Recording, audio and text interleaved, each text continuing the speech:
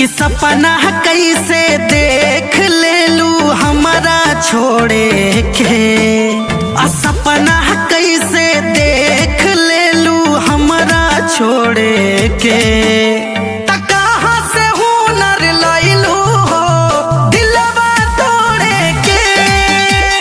कहाँ से हुनर लैलू हो दिलवा तोड़े के। के कहरा से सिखलू सोना मुहवा मोड़े के।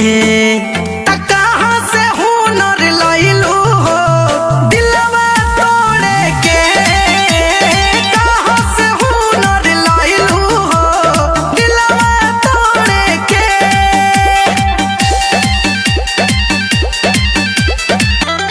हम तो सोचानी ये जान तू नादान बाड़ू हो। धोखा का हो लहे से आन जान बाड़ू हो। हम तो सोचान